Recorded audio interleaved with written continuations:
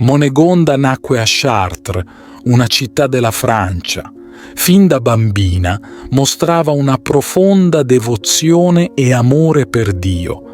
La sua vita cambiò drammaticamente quando perse entrambe le sue figlie piccole.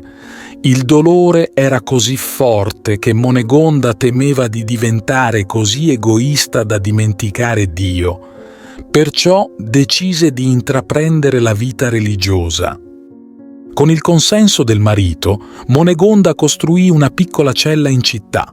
Qui visse in solitudine, pregando e digiunando. La sua vita era semplice, si alimentava il meno possibile e dormiva su una stuoia.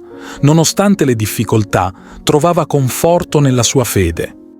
Con il tempo, la fama di Monegonda crebbe. Le persone parlavano dei suoi poteri miracolosi di guarigione. Per evitare questa notorietà, decise di trasferirsi a Tours. A Tours visse in una cella vicino alla tomba di San Martino. Continuò a seguire le stesse rigide regole di vita: preghiera, digiuno e solitudine. La presenza di Monegonda attirò molte donne desiderose di votarsi a Dio. Queste donne si unirono a lei e insieme formarono una comunità religiosa.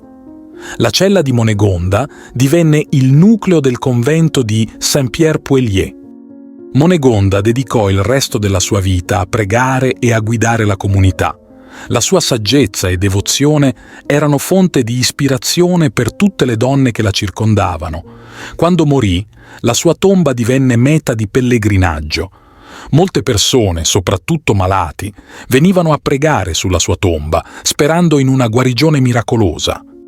Anni dopo, la tomba di Monegonda fu profanata dagli ugonotti, ma molte delle sue reliquie furono salvate e sepolte di nuovo solennemente.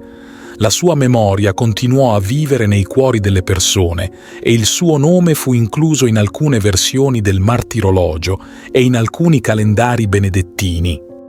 La storia di Monegonda è un esempio di devozione e amore per Dio, un faro di speranza per tutti coloro che cercano conforto e guarigione nella fede.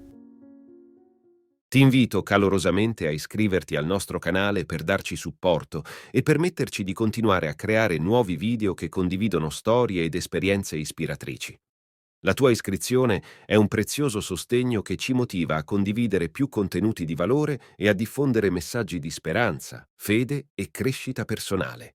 Grazie di cuore.